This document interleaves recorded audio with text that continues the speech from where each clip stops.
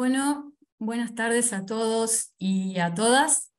Mi nombre es Daniela Di Vela, por Universidad de Palermo, y tengo el agrado de darles la bienvenida a la comisión número 10 del 8º Coloquio Internacional de Investigadores en Diseño del 2023. Este es el segundo día de trabajo del coloquio de este año. El coloquio es un espacio de la Semana Internacional de Diseño en Palermo, organizado por el Instituto de Investigación en Diseño de la Universidad de Palermo. El coloquio se realiza anualmente en forma ininterrumpida desde el año 2016.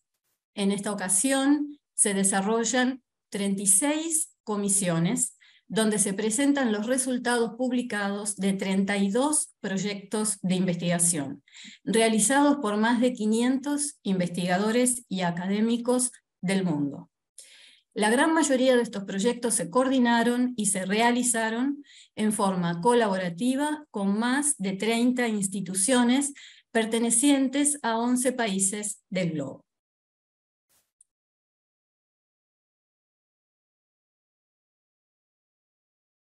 En esta ocasión, en esta comisión, estamos presentando Diseño y Producción, Relato de Experiencias Significativas. Este proyecto de investigación es el 15.4 y pertenece a la línea de investigación 15, Cultura Material, Arte y Diseño, Reflexiones, Estrategias y Aportes. Este proyecto es un proyecto colaborativo realizado entre el Instituto Superior de Diseño de la Universidad de La Habana y la Universidad de Palermo, Facultad de Diseño y Comunicación. Los resultados del proyecto Diseño y Producción, Relato de Experiencias Significativas están integrados en el cuaderno 184. Es el cuaderno del Centro de Estudios en Diseño y Comunicación. Diseño y Producción, Relato de Experiencias Significativas es una publicación que compila los resultados del proyecto de investigación colaborativo incubado durante el primer ciclo de la incubadora, ciclo 22-23, surgido de los diálogos y trabajo conjunto mantenido con el profesor Orestes Dámaso Castro Pimienta del Centro de Estudios de Diseño, Instituto Superior de Diseño, ISDI, Cuba, Universidad de La Habana, y la incubadora de proyectos de investigación en diseño de la Universidad de Palermo. El presente proyecto, como bien dije, se llama Diseño y Producción, Relato de Experiencias Significativas y se inscribe dentro de las actividades de investigación disciplinar y creación de conocimiento iniciadas por la incubadora del proyecto de investigación del Instituto de Investigación en Diseño.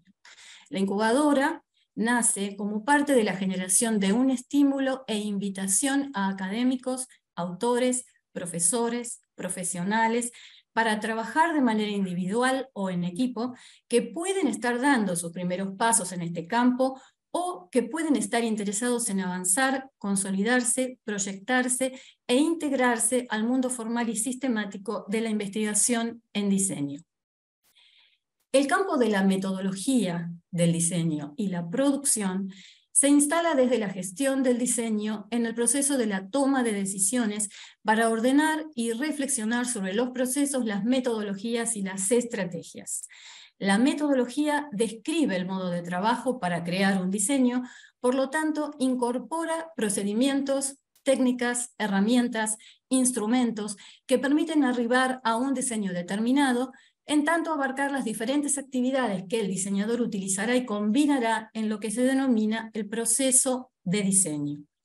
El presente proyecto inicia un camino hacia la reflexión y documentación de los procesos metodológicos del diseño y la producción de experiencias significativas de diseño.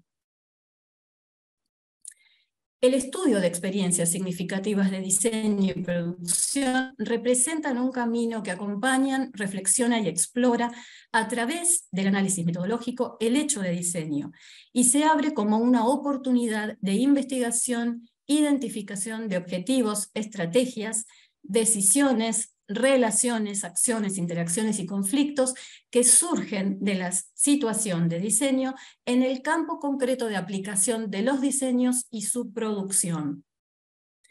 A través de este proyecto de investigación y los muchos otros desarrollados por las 26 líneas de investigación que tiene el Instituto de Investigación en Diseño, se articulan y complementan los contenidos, objetivos e intenciones que tiene este proyecto con los de la Maestría en Gestión del Diseño en relación con el desarrollo y apoyatura de aspectos metodológicos, conceptuales y teóricos para la gestión y planificación integral de proyectos, programas y soluciones en el campo del diseño. Por último, el resumen, para decirlo de una manera mucho más conceptual, se centra en reflexionar sobre los caminos metodológicos de experiencias significativas y exitosas del diseño, entendiendo el diseño como pensamiento, metodología y producción. El presente volumen de cuadernos se estructura en 5 ejes de trabajo, 5 ejes de investigación: teoría y metodología del diseño, evaluación, diseño y ergonomía, gestión del diseño, diseño, artesanía y paisaje, en donde 14 investigadores, investigadoras, profesionales, académicos, académicas, doctores, doctoras, educadores, educadoras, directores y miembros de institutos y centros de diseño, consejos, comités científicos y entre otros, han trabajado y provienen desde Cuba, Colombia y Argentina. Y ahora sí, para dar ya paso al doctor Orestes Dámaso Castro Pimienta, previamente les voy a mencionar que Diseño y Producción, Relato de Experiencias Significativas, abre su segundo ciclo, por lo tanto se abre la convocatoria para el envío de propuestas, resúmenes y artículos finalizados de acuerdo a estas fechas, 14 de agosto y 23 de octubre. Todas las dudas, consultas, entregas y normas los pueden hacer a mi mail, que los elevaría al Instituto de Investigación. Mi mail es daniela.dibelia@gmail.com. Ahora sí, paso la palabra al doctor Castro Pimienta y a su equipo de trabajo. Voy a dejar de compartir para que él tome la palabra y organice a su equipo para la presentación seguida de las ponencias. Para facilitar, quizás cada uno de los investigadores se puede presentar a sí mismo brevemente. Las ponencias tienen que tener una duración de 7 minutos, son más bien conceptuales. Se hace con el fin de que todos puedan presentar en el tiempo de la comisión, que tiene 110 minutos. Doctor Castro Pimienta, le paso la palabra. Sí, bien, ¿me escuchan? Perfecto. Bien, ¿y la presentación se está visualizando? Perfecto, se ve bárbaro. Perfecto, bien. Entonces, sencillamente queríamos, aquí tenemos parte del equipo de investigación que trabajó en el proyecto de investigación colaborativo, incubando durante el 2022-2023, y este equipo de trabajo se corresponde o pertenecen o participan del Instituto Superior de Diseño, que se encuentra adscrito a la Universidad de La Habana en Cuba. El IFI es el centro encargado de la formación de diseñadores industriales y de comunicación visual en Cuba. Es la única institución que forma diseñadores en nuestro país. Como parte del proyecto de investigación, se asumieron varias líneas, una referida a la teoría y metodología del diseño. En el caso del proyecto, aquí están los autores, por tanto ellos se van a presentar directamente. Daniel. Bueno, mi nombre es Daniel Fadraga González y bueno, soy el jefe del departamento de diseño industrial del IFI. Claro, ¿y el trabajo cómo se titula? El trabajo era cómo se conceptualiza el diseño, la modelación de una etapa del proceso de diseño industrial. Como coautora está la máster en ciencia Alicia Fernández Ferrera. Está a tu lado. La otra línea referida a evaluación, que incluyó 2 proyectos. Los autores son la doctora Ariane Valdivia y el que les habla, y el otro proyecto también de la, bueno, aquí está la compañera. Bueno, me llamo Ariane Valdivia Mesa y en este otro proyecto sobre evaluación del diseño del producto en Cuba, experiencia práctica de integración ambiental en los contenidos de la evaluación de la calidad del diseño, también participan la máster Carmen Gómez Pozo, la doctora Yamile Pino Nicoy y bueno, también el doctor Oreste, y en este caso como una alianza entre varias instituciones, o sea, la academia, en este caso el ISDI, con la Oficina Nacional de Diseño de Cuba. Otro de los trabajos que se presentó, están visualizando el título. Las autoras están, una de ellas presente, que es Alicia. Alicia, si quieres comentar algo. Buenas tardes, bueno, soy Alicia Fernández Ferreras, máster en ciencia.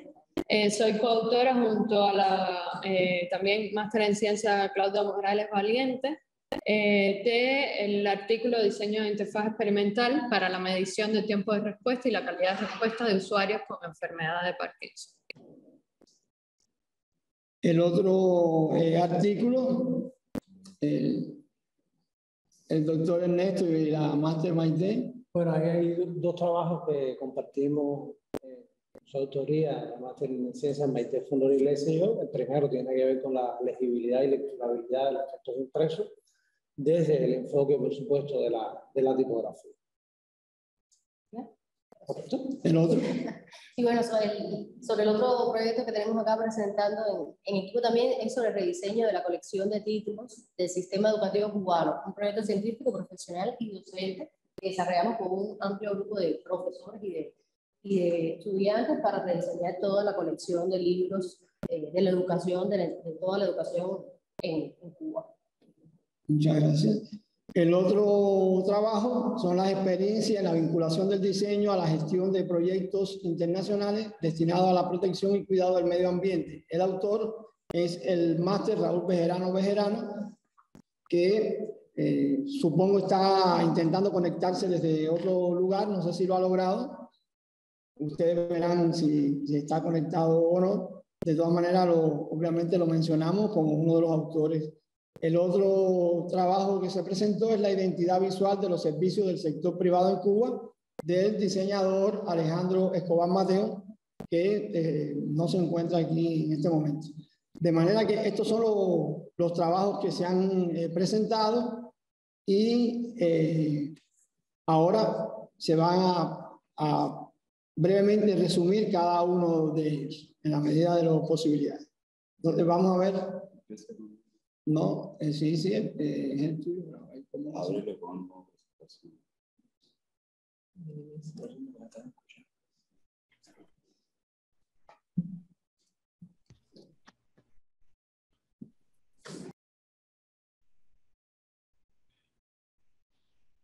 Oreste, yo sí estoy conectado y estoy escuchando la presentación de ustedes.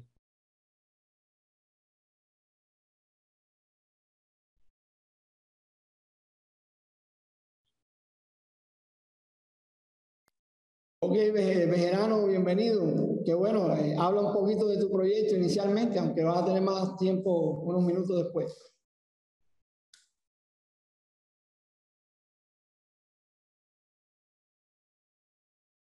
Ok. Yo estoy aquí.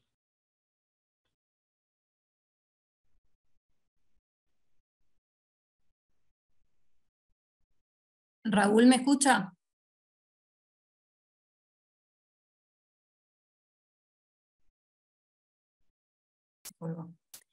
Me parece que Raúl Bejerano se desconectó.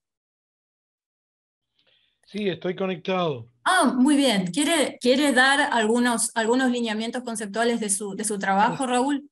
¿Quiere presentar?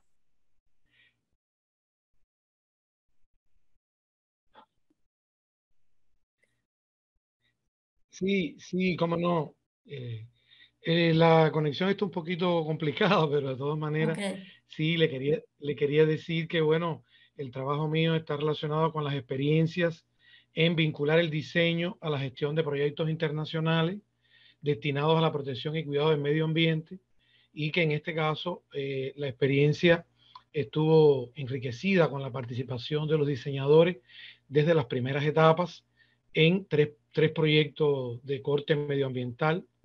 El primero, Conectando Paisajes; el segundo, Manglar Vivo; y el tercero, Resiliencia Costera. Los tres de un corte medioambiental y con el objetivo principal de concientizar y educar a las comunidades en la prevención del cambio climático.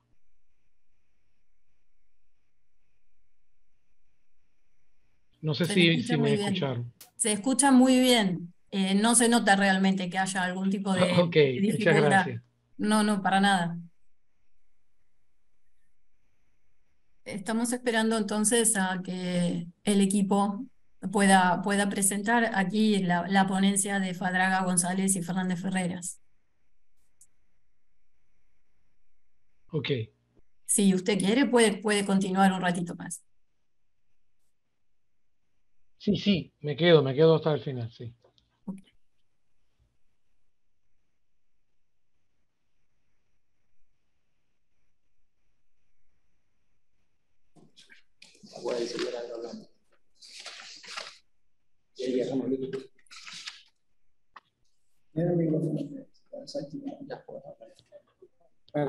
Bien, muy buenas tardes. Nuevamente, sí.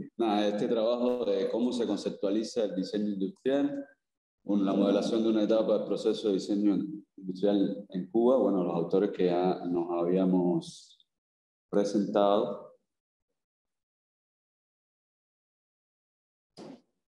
Este proyecto viene de 2018 aplicándose a raíz de una investigación que se hizo, en la cual en su problematización inicial teníamos estos elementos identificados como deficiencias o elementos que atentaban contra la eficiencia de la docencia, ¿no? La calidad de la docencia. Una categoría de la metodología de diseño no incongruente, había poca preparación metodológica de algunos docentes, el trabajo metodológico en la disciplina de diseño no era suficiente. Muchos recién graduados de diseño debían asumir demasiadas responsabilidades en el aula. La permanencia de los profesores de diseño experimentados era y es corta, esto es un elemento que se mantiene, y no existía en aquel momento un sistema conceptual registrado que fuera reconocido por el claustro. Entre tantas cuestiones circunstanciales de índole organizativa, nos dedicamos pues, a trabajar en esta última, que era la que tenía un enfoque mucho más metodológico y que podíamos resolver con un poco de ciencia. En el Instituto Superior de Diseño se utiliza como método de diseño el método integrador propuesto por Peña en 2008, que se viene aplicando desde entonces con muy buenos resultados. A este proceso método integrador se le han ido haciendo aportes, enriqueciéndolos y tal. Aquí representamos lo que reconocemos en el proyecto de diseño que inicia con el encargo. Va transcurriendo en etapas de problema, conceptualización y desarrollo, con los solapes representados acá, donde entendemos que no hay fronteras tan marcadas, más bien tratamos de representarlo de manera difusa. Cada una de las etapas de conceptualización y desarrollo tendrá sus respectivas entregas recordadas entre el prestador, en este caso el diseñador, como el cliente. Estudiando estas etapas, se identificó como singularidad que la etapa de conceptualización es donde el diseñador es más importante y es la menos explicitada de todas las correspondientes al proyecto de diseño. Sobre esto ya en 2011, un profesor nuestro, Armando Cabrera, expresaba que es una etapa inexplicable desde el punto de vista racional, constituyendo una caja negra en el proceso de diseño donde se estudia lo que antecede y procede sin ser ella misma analizada cómo se hace.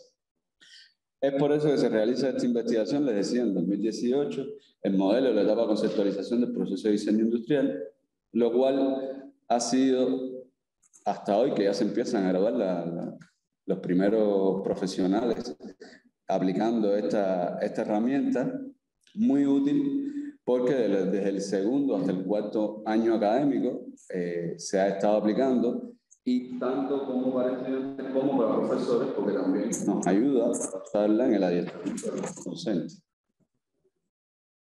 En el trabajo les ofrecía este modelo simplificado, donde en el centro van a aparecer todas Las etapas necesidad, problema, conceptualización, desarrollo e implementación. Hacia la izquierda van a ver en línea discontinua, lo cual quiere decir que no siempre ocurre, el abordaje de la etapa necesidad, y hacia la derecha van a ver una interpretación vista desde el enfoque profesional que se le hace a lo que es la construcción del concepto, pero que se integra perfectamente con los demás elementos metodológicos. Este concepto, pues arribamos a un concepto teórico, a una idea que es la que es aceptable por el cliente cuando se empiezan a vincular, engranar diferentes elementos conceptuales. Este concepto teórico pasa por fases de exploración, evaluación, detalle, comunicación, y se convierte, va de la idea literal a la imagen, se convierte en un concepto icónico, y eso solo cuando se constate que cumple con todos los requisitos de diseño visto en la etapa problema, podrá ser entonces considerado un concepto óptimo que pasa a una etapa de desarrollo. Este modelo simplificado pues aparece también de manera extendida, ampliada, donde ven algunas categorías de etapa problema, las fases, los pasos de la etapa conceptualización y la pormenorización hacia el lado derecho de toda la búsqueda de soluciones a los subproblemas, combinatorias, toda la parte en que se hace exploración, evaluación, comunicación del diseño, dando por concluida la etapa conceptualización. Quería, por último, presentarles dos estudios de caso donde se buscaron que fuera de esfera de actuación maquinaria y espacio, que fueran proyectos muy diferentes, pero que en todos los casos se siguió la misma metodología. La duración de los proyectos fue muy similar y realizados ambos por estudiantes del último año de la carrera de diseño industrial. El primer proyecto es esta máquina CNC para la aplicación de adhesivos en una planta de montaje de cocinas de inducción, donde había un encargo muy claro de lo que se quería, había ciertos sistemas técnicos ya definidos, y quería aclarar solo las cuestiones que aparecen en la parte de abajo de la figura, con algunas categorías del modelo, ¿no? Donde las premisas conceptuales, en este caso, y leo, es inhibir la movilidad del conjunto a demanda del usuario, asegurar la visibilidad de todos los componentes externos en una estructura robusta, desmontable a su vez, entre sus módulos principales, prever el empleo de perfiles y chapas metálicas, así como planchas de acrílico para la propuesta de la estructura. Cualquier elemento plástico debería ser impreso en 3D, o sea, filamento ABS.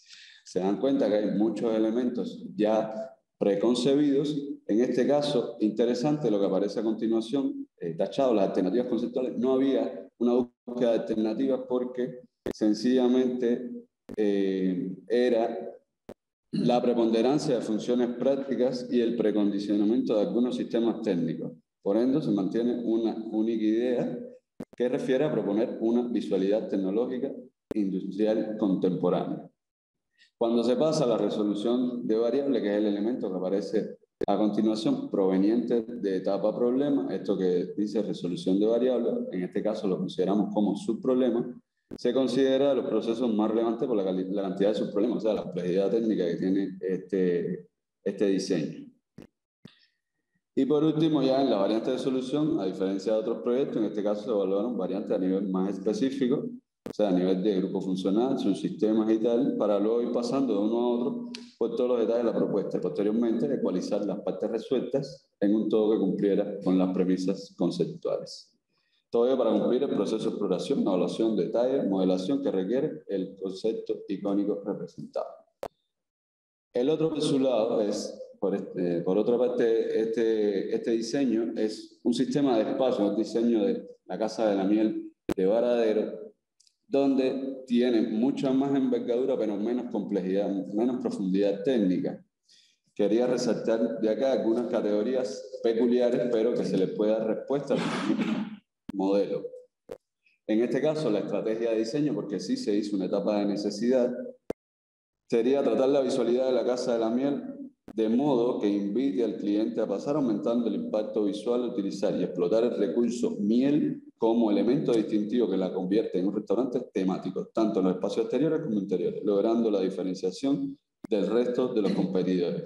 yendo a las premisas conceptuales que se derivan de esta estrategia de diseño, marcado ahí con la viñeta 2B, sería diferenciar la imagen de la Casa de la Miel respecto a otros establecimientos de la competencia cercana, reforzando los rasgos arquitectónicos que presenta el inmueble. Deberá tener una visualidad actual e internacional, utilizando recursos formales y referentes relacionados con la miel y el entorno de las abejas. Pasando a la próxima categoría de alternativas conceptuales, se valoraron dos. La alternativa 1 era emplear la miel como elemento conceptual en todas las áreas de la casa y lograr unidad y coherencia total entre los espacios. Y la alternativa 2, que fue la que la seleccionada, emplear además de la miel otros motivos temáticos estrechamente relacionados con este y correlacionar estos elementos conceptuales con las funciones de los espacios. Les decía que esta última fue la seleccionada y vean en la figura cómo se correlaciona cada uno de los espacios, el portal con el jardín y las flores, el vestíbulo con la miel como fluido, igual que en el bar. El salón principal sería la colmena artificial, la terraza asociada a la colmena natural y el salón reservado VIP con lo que sería el concepto de la abeja reina.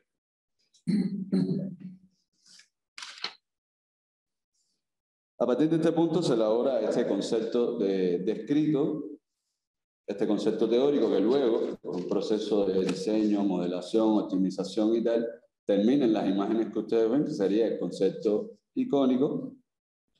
En este caso específico de este proyecto, la esfera espacio se considera ser una esfera de actuación integradora. Esto es un programa de diseño. Y por supuesto ya incluiría también lo que es el diseño de objetos, que por un tema de tiempo no vamos a entrar a hablar de cada uno de estos elementos, pero consideramos que este modelo presentado pues permite, dentro de toda la peculiaridad del universo de proyectos que podamos ver, pues explicitarlo con cada una de estas peculiaridades.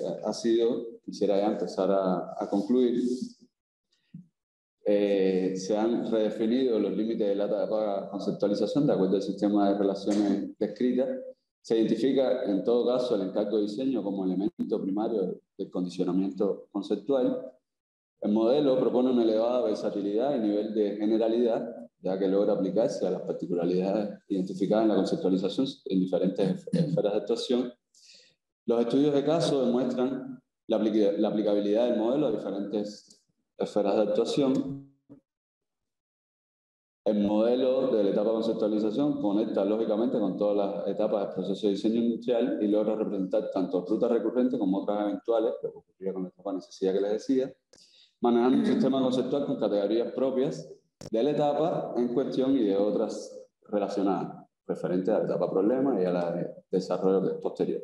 La etapa de conceptualización se explicitó a través de un modelo analógico, el cual se les brinda en dos variantes, una resumida y otra extendida.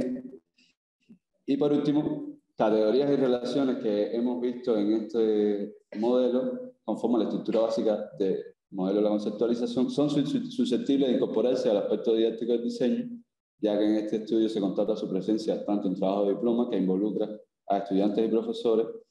Y esto se ve muy bien en el ISDI, pero no creemos que sea exclusivo de este escenario, ya que también puede ser aplicable a otros contextos y disciplinas que trabajen la ideación o los conceptos de diseño. Muchas gracias. Gracias.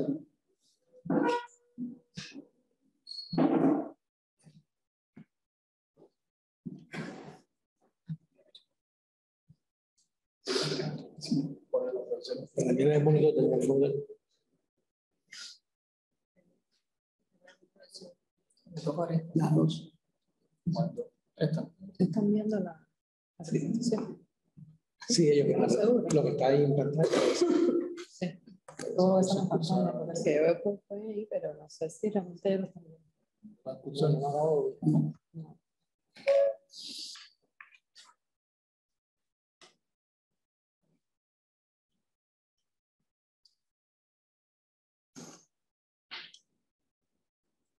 Muy bien, acabamos de ver entonces la ponencia de cómo se conceptualiza el diseño industrial y ahora creo que pasaríamos a la de la evaluación del diseño, ¿verdad, Orestes?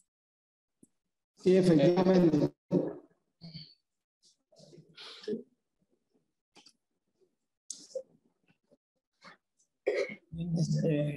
Sí se escucha, ¿no? Perfecto, se escucha muy bien.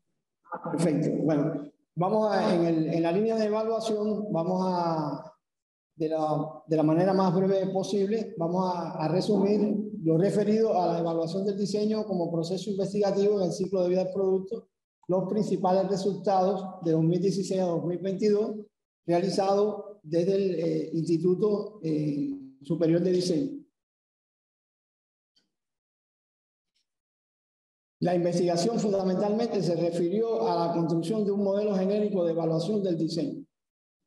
Esta investigación, que se realiza desde el Centro de Estudio de Diseño del Instituto Superior de Diseño, y valga lo redundante, abarcó un grupo de proyectos que incluyó 4 temas de doctorado, varias tesis de maestría, y este proyecto tuvo como autores a los que aparecen ahí en esta relación. Algunos están presentes, otros no están, pero bueno, ya escucharon a Bejerano, Ariane, que está aquí, y los otros compañeros, Yamile Pino, Alejandro Escobar, Jesús Milián y Dario Roto, que no se encuentran aquí hoy.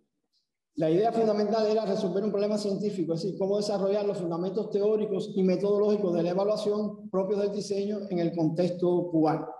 Dado que esta es una de las temáticas, digamos, insuficientemente estudiadas en relación con el diseño, es decir, la evaluación del diseño. Los principales resultados han sido la construcción del modelo teórico, la elaboración de un repertorio científico técnico de evaluación, que en el futuro se podrá convertir en un diccionario de evaluación. Por el momento es un repertorio. Hemos logrado hacer la sistematización teórica y metodológica, buscando las categorías analíticas fundamentales relacionadas con la evaluación y el diseño, la caracterización de los modelos de evaluación del diseño, es decir, los modelos que están, digamos, implícitos o que están en la práctica funcionando, pero que no han sido suficientemente caracterizados o identificados. De manera que logramos llegar a los componentes estructurales y funcionales de ese modelo. Otro de los resultados fue la identificación de las ideas sobre evaluación de diseñadores o teóricos del diseño.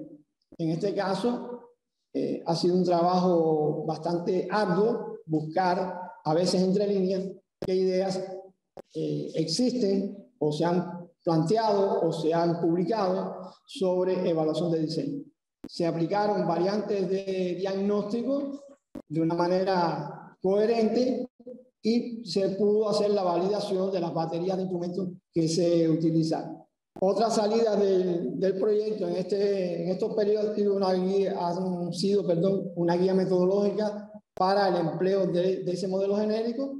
Las 4 tesis de doctorado que mencionamos, hay 2 que ya están defendidas y 2 que están pendientes, 5 tesis de maestría, 12 artículos publicados, 2 libros que están en proceso de edición, y estos elementos pues, nos permiten decir que ha habido un arduo trabajo, pero también un resultado loable. Ha habido algunos impactos. Pensamos que el modelo genérico constituye un aporte con un impacto para los fundamentos teóricos y metodológicos del diseño, y también la contribución social que se expresa en el perfeccionamiento de la práctica evaluativa en el Sistema Nacional de Evaluación de la Calidad del Diseño. Esto es lo que queríamos plantear. Hay el otro proyecto que también en la línea de evaluación va a ser presentado de inmediato. Gracias.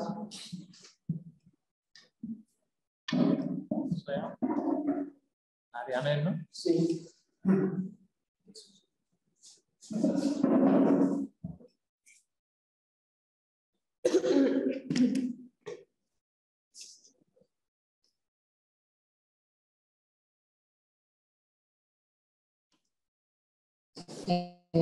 Buenas tardes, bueno, la que les habla Ariane Valdivia Mesa, representando en este caso también al resto de los autores de este trabajo sobre la evaluación del diseño de producto en Cuba, experiencia práctica de integración ambiental en los contenidos de la evaluación de la calidad del diseño. Precisamente esta investigación...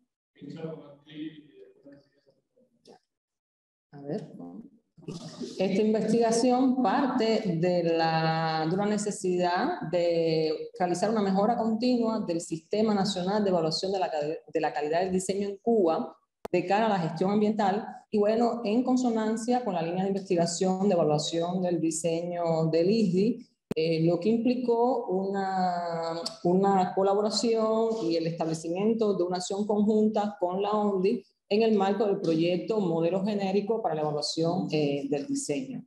En este caso también, bueno, nos planteamos el objetivo de realizar una experiencia práctica de integración ambiental en los contenidos e instrumentos del subsistema de evaluación del diseño industrial y de diseño de comunicación visual de este sistema, precisamente incidiendo en el instrumento evaluación de la calidad del diseño de calzado.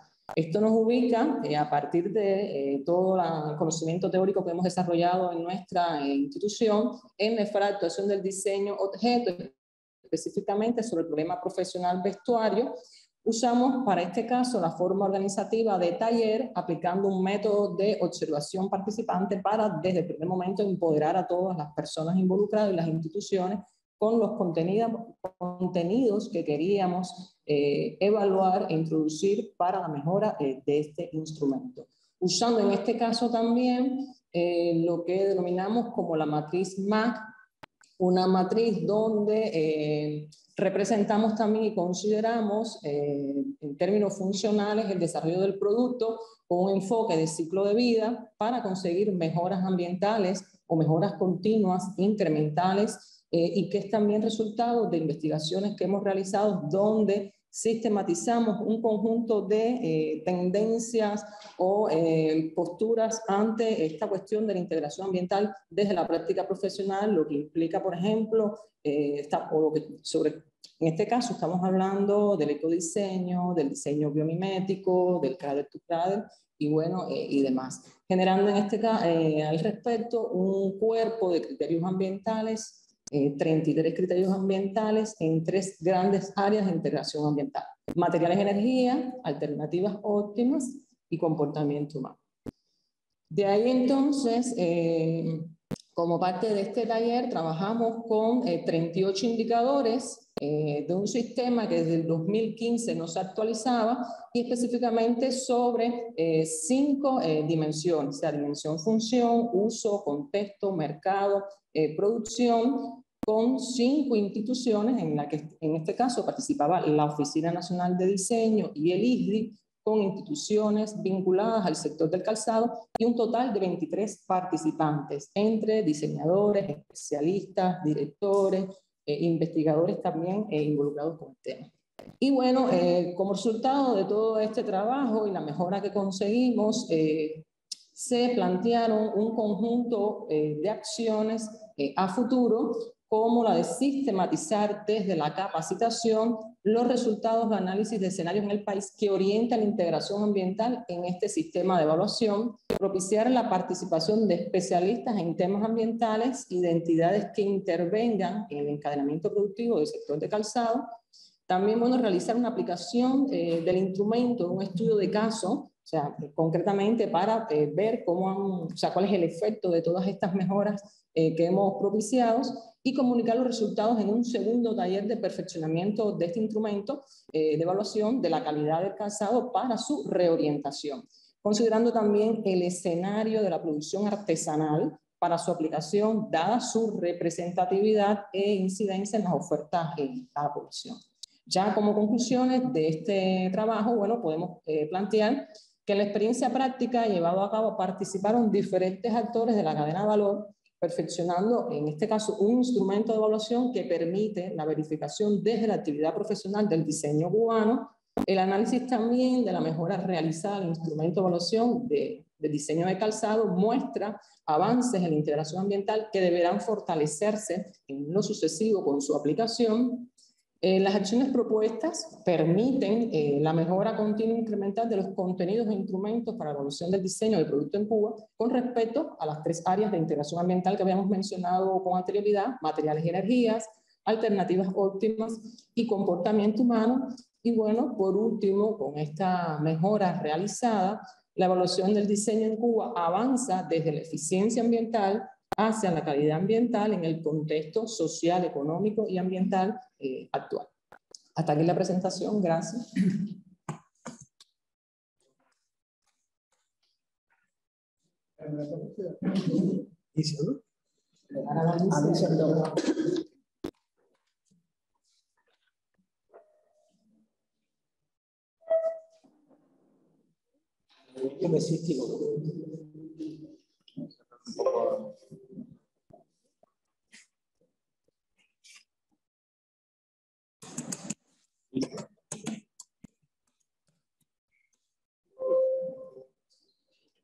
Muy bien.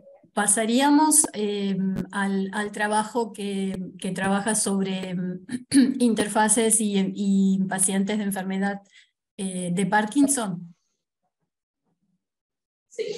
Muy bien.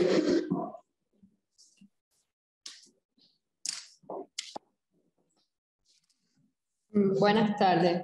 Bueno, este proyecto, diseño de interfaz experimental para la medición del tiempo de respuesta y la calidad de respuesta de usuarios con enfermedad de Parkinson, se inscribe dentro de la línea diseño y ergonomía y está motivado fundamentalmente a partir de la identificación de la enfermedad de Parkinson como la segunda enfermedad neurodegenerativa que más afecta al adulto mayor a nivel mundial, y que en Cuba, en nuestro caso, está presente en el 2% de la población mayor de 65 años, tomando el primer lugar entre las enfermedades neurodegenerativas que afectan a este grupo poblacional en nuestro país. Los enfermos de Parkinson, debido a manifestaciones y síntomas propios de la enfermedad, enfrentan dificultades en su vida cotidiana con un reducido espectro de productos diseñados para sus necesidades. Tienen en sus hogares electrodomésticos que no están ajustados a los requerimientos de uso y que, por tanto, limitan su autonomía. Aunque hay productos en el mercado diseñados para usuarios con enfermedad de Parkinson, la gran mayoría se centra en ayudas técnicas para la marcha u otras actividades, como pueden ser la alimentación o la escritura. Otros productos se concentran en la reducción o la inhibición de los temblores, que es una de las manifestaciones más conocidas de la enfermedad, mientras que otros explotan las posibilidades de las nuevas formas de interacción, o sea, Brain Computer Interface, para la rehabilitación de los pacientes. Muchos de estos productos requieren tecnologías avanzadas y muy pocos constituyen un rediseño de estructuras más simples, como son el caso de los controles dentro de las interfaces, de modelos conceptuales ya existentes, como el caso de los electrodomésticos, y que pueden ser estructuras, o digamos, productos más asequibles para la población en nuestro país. Por otra parte, entonces, no se evidencian en la literatura consultada recomendaciones o regularidades para el diseño especializado para los usuarios con enfermedad de Parkinson. Por tanto, se puede concluir que en algunos de los periféricos encontrados que están diseñados especialmente para enfermos de Parkinson, los criterios de diseño realmente están implementados con una base poco científica. Constituye entonces un campo poco abordado la posibilidad de adecuar las interfaces de los electrodomésticos con el objetivo de mejorar la calidad de vida de los enfermos de Parkinson. Este artículo entonces expone los resultados de un estudio interdisciplinar en el campo del diseño en relación con disciplinas como la psicología, la neurología, la electromedicina, con el objetivo de diseñar desde el enfoque de diseño centrado en el usuario un dispositivo experimental que presente de manera independiente las variables de diseño de las interfaces de control de electrodomésticos que inciden en el tiempo de respuesta y la calidad de respuesta de los usuarios con enfermedad de Parkinson, con el posterior objetivo de identificar regularidades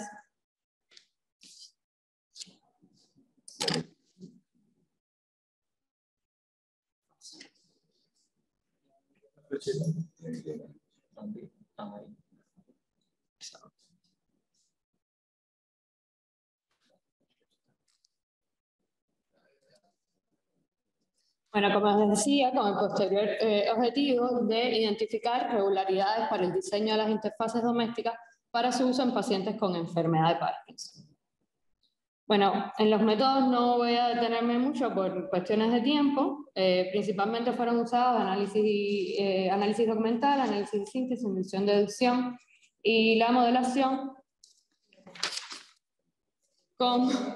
como métodos empíricos, la observación, principalmente observación estructurada a partir de una guía de observación, a equipos electrodomésticos, aplicada a equipos electrodomésticos y a equipos diseñados especialmente para enfermos de Parkinson. Los equipos electrodomésticos, la muestra se tomó a partir del Informe Nacional del Censo Poblacional de 2014, más reciente, en el momento en que se desarrolló la investigación, que fijaba una tabla con la tenencia por cantidades de los equipos electrodomésticos dentro del hogar cubano.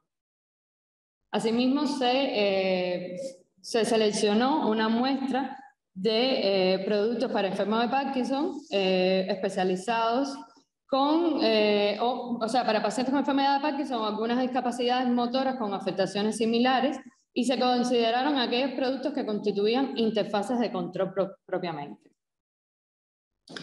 Además, se realizó una encuesta a un grupo de usuarios con enfermedad de Parkinson. La muestra se seleccionó a partir de criterios de inclusión descritos en el Banco de Cerebros de Londres, lo podemos ver algunos de ellos en pantalla. Y además se tuvo en cuenta la consulta a especialistas a partir de la entrevista con neurólogos y fisiatras que atienden las consultas de trastorno de movimiento y de neurorehabilitación, con más de 10 años de experiencia en tratamiento de la enfermedad de Parkinson. Bueno, el estudio fundamentalmente se dividió en 4 etapas. La primera etapa, que constituyó la identificación de las afectaciones causadas por la enfermedad de Parkinson en los usuarios y sus repercusiones en el uso de interfaces, el estudio de los pacientes con enfermedad de Parkinson y las principales dificultades que a partir de la encuesta pudimos identificar que enfrentan en el uso de los electrodomésticos. Una segunda etapa donde se realizó la revisión de antecedentes de diseño y se realizó una revisión a partir de la observación y síntesis de los criterios de diseño, que comprendió un estudio de 55 productos electrodomésticos identificados en el mercado nacional y 8 productos diseñados especialmente para pacientes con enfermedad de Parkinson en el mercado internacional. La tercera etapa, entonces, realmente fue el diseño de la interfaz experimental empleando las variables identificadas o establecidas a partir de las etapas anteriores para la evaluación neurocognitiva de pacientes con enfermedad de Parkinson. Incluye además el diseño del mapa electrónico del panel. Y la cuarta etapa, que bueno, ya fue la implementación o construcción del dispositivo y la estructuración de la prueba para la validación de este. Estos son algunos de los principales resultados de la primera etapa. Ahí vemos la prevalencia, digamos, en el uso de cada uno de los electrodomésticos dentro del hogar. Algunos de los problemas que identificamos a partir de la encuesta realizada a los pacientes de Parkinson, problemas que enfrentan durante el uso de las interfaces. Esta tabla, que es uno de los principales, bueno, un resultado importante de la investigación, pues concluye las principales manifestaciones de la enfermedad que van más allá de los síntomas que tienen que ver con la motricidad, también con afectaciones cognitivas, sobre todo con el procesamiento visual. Y bueno, ¿cuáles son entonces, a partir de las manifestaciones de la enfermedad, las afectaciones que se pueden identificar durante el uso de los electrodomésticos y con qué variable de diseño pueden estar relacionadas estas afectaciones? Eso nos permitió entonces pasar al estudio de los electrodomésticos y los productos para la enfermedad de Parkinson, donde se evaluaron criterios como cantidad total de controles en cada uno de estos dispositivos, tipología de los controles, funciones que cumplían dentro de la interfaz, requerimientos de fuerza, precisión, etcétera, altura de los controles y otras variables. Identificando así 9 variables fundamentales que son tipo de control, disposición, contorno de los controles, superficie, altura del control respecto a la superficie, color, dimensión, proximidad y rótulo. De estas tenemos 6 variables independientes y otras características estables que, por supuesto, como parte del estudio, mientras se estaba midiendo una variable, era necesario que, por supuesto, el control tiene otras características. Esas características se mantuvieran estables durante todo el estudio. Entonces, como parte de la tercera etapa ya de estructuración de la interfaz, se plantearon los requisitos fundamentales del dispositivo, que son los que podemos ver en pantalla. Varios tienen que ver, digamos, con las demandas de la prueba con los usuarios, como pueden ser el interruptor de inicio, que permite al evaluador dar comienzo a la prueba, la señal de inicio, un temporizador para medir propiamente el tiempo de respuesta del usuario, el cronómetro para que se pueda hacer esta medición, la señal de cumplimiento de la prueba para que el usuario sepa que ya ha ejecutado la prueba, y bueno, la agrupación de pulsadores, que es el fundamental requisito de esto. Entonces podemos ver que el dispositivo se dividió en dos estructuras fundamentales, un contador externo y un teclado que agrupa todas las variables de diseño. Podemos ver entonces cómo se estructura, digamos, la prueba, los distintos módulos para medir cada una de las variables. Son 6 módulos en total: un módulo correspondiente a contorno, un módulo de dimensión, un módulo altura, una proximidad, superficie y color. Y de ahí las variaciones entonces en cada una de las dimensiones de la variable. Aquí las características entonces estables, como se puede ver, todos fueron seleccionados pulsadores con una disposición horizontal y matricial, etc. Aquí vemos el dispositivo, la construcción entonces del dispositivo y ya algunas de las aplicaciones que se han ido haciendo a partir de la construcción del dispositivo y ya las pruebas con usuarios. Bueno, como conclusión general, para no repetirme, bueno, el diseño es asociado muchas veces a la simple solución de problemas estéticos. Sin embargo, es una ciencia con grandes potencialidades para brindar soluciones a problemas como el estudio de enfermedades de alta incidencia u otros aspectos de interés social. Este tipo de estudio demuestra que la interdisciplinariedad, además de una necesidad científica actual, es una oportunidad para poner el diseño al servicio de la sociedad. Muchas gracias.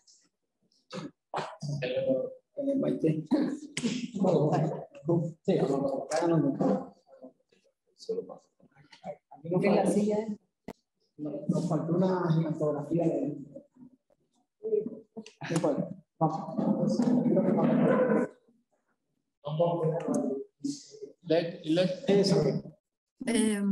Bueno, muy bien. Estaríamos pasando entonces al trabajo sobre la legibilidad y la lecturabilidad. Correcto, sí. Vamos a ver ese trabajo primero. Muy bien, muy bien. Magníficos trabajos, felicitaciones. Bueno, estos dos trabajos los vamos a ir comentando los dos de conjunto, ¿no? Porque además tienen relación entre sí los dos. Este primero es solo un acercamiento al cómo se... Bueno, ¿se está viendo la presentación? Disculpe. Sí, se ve perfecto y se escucha bien. Este primero es un estudio que no se ha detenido, que sigue en su desarrollo. Es decir, esta es una primera parte de la etapa de investigación que hemos publicado. Nos encontramos hoy en la fase de desarrollo de un grupo de experimentos de conjunto con el Instituto de Neurología y Neurocirugía de Cuba, de manera que podamos, los criterios que se virtieron aquí por un grupo de expertos, pues puedan ser constatados bajo estudios controlados con una población humana controlada también, y que se pueda medir esencialmente la calidad de respuesta y velocidad de respuesta ante un estímulo de lectura determinado. Es por eso que en esta primera etapa solo nos referimos a la determinación de los elementos que se iban a llevar al estudio de mayor profundidad. Partiendo esencialmente de estos presupuestos que aparecen aquí, del carácter joven del objeto neurofisiológico que estamos estudiando, que es la lectura, que es una experiencia de poco más de 3.000 años, es decir, comparado con el resto de otros procesos cognitivos que se han desarrollado desde el punto de vista humano, y que bueno, se decidió trabajar también con determinados niveles de empleo de la tipografía, aspectos de mayor incidencia que aparecieron en los estudios bibliográficos y una reducción que se decidió hacer en cuanto a los elementos de la letra como elementos de la microtipografía por la diversidad de aspectos que aborda la anatomía tipográfica y sin embargo la necesidad de seleccionar aquellos que estuvieran en la mayor cantidad de caracteres que responden a nuestro alfabeto Es un elemento también importante resaltar en cada momento. Estamos hablando de un estudio para el alfabeto latino en su desarrollo, porque otros tendrían o responderían a otra característica. A partir de ahí, cualquiera que pueda leer el artículo puede ver los datos de la consulta de expertos realizado, cómo se hizo la selección de los expertos, quiénes son, cuáles son sus niveles de experticia en el tema, y cómo también se tomó la decisión de separar los dos procesos, de legibilidad y lecturabilidad. Procesos que en alguna bibliografía aparecen analizados como un único proceso y procesos que en otros estudios por otros autores se decide separar para su análisis. Nosotros decidimos separarlo para ver solo la legibilidad con el proceso fisiológico que permite la decodificación fonema, grafema, significado, y la lecturabilidad con el proceso de ergonomía de la lectura, que permite no solo el desarrollo de identificación, sino una adecuada comprensión del texto y una mejor confort en el proceso de lectura. A partir de ahí pueden ver cómo todos los elementos que fueron analizados se ordenaron jerárquicamente diferentes en los dos procesos, es decir, fueron unos para la legibilidad, donde los elementos de la microtipografía tuvieron mayor peso que los de la macrotipografía, y como en la lecturabilidad tienen mayor peso los elementos a partir de la palabra o la línea del texto en adelante y menos peso los elementos de la letra, aunque también hay elementos que se consideran de alta incidencia.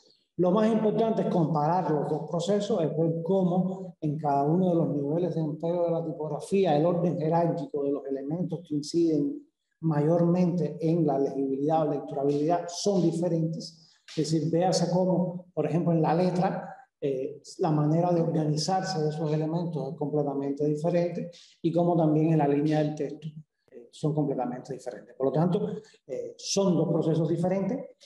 Uno de los problemas más complejos es que cuando desde el diseño se analiza el tema de la legibilidad y la lecturabilidad, generalmente solo se hace para la lectura extensa, es decir, la mayoría de los autores que en el diseño afrontan el problema de la legibilidad y la lecturabilidad de los textos lo hacen pensando en textos de gran volumen, es decir, en una lectura que lleva niveles de concentración, que lleva decodificación, que lleva interpretación del texto, y no siempre se piensa en productos de diseño que son de pequeña lectura. Hablemos de la señalética, del cartel, de otro conjunto de productos que son necesarios leer, que la tipografía juega un papel esencial en su proceso de codificación y sin embargo son elementos de marca. Por eso nos parecía pertinente esta separación, porque da resultados diferentes y además nos permite analizar el papel de la tipografía a partir de la tipología de producto que estamos hablando. Cuando hablamos entonces de un producto de menor cuerpo de texto, donde lo más importante no es la comprensión del texto, sino la identificación de determinadas palabras clave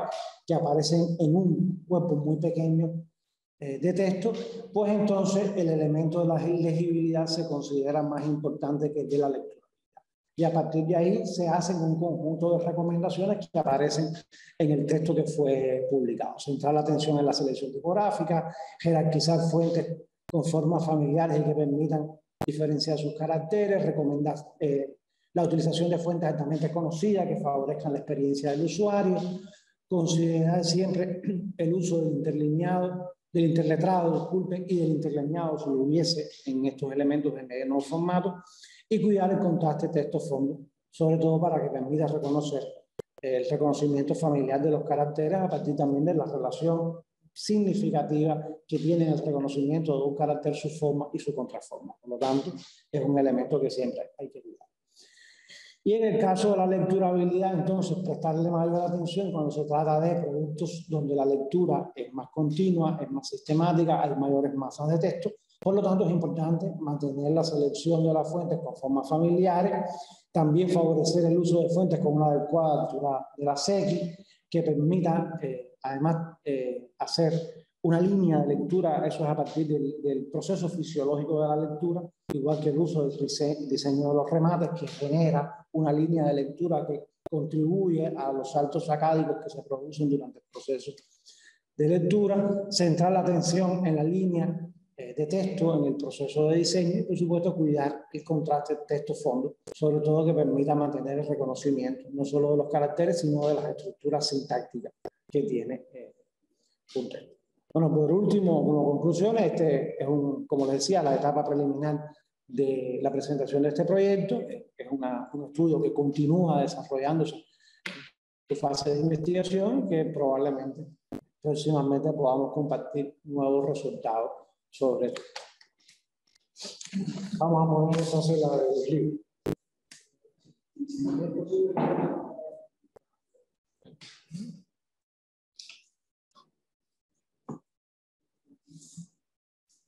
¿Cuál es? Esta. La que dice el libro. Sí, sí.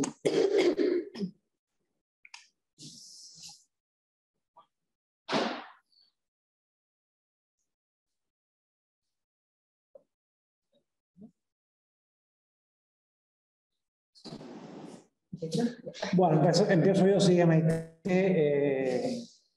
Esta es una presentación que disfrutamos mucho, es el diseño del sistema de libros para la educación superior.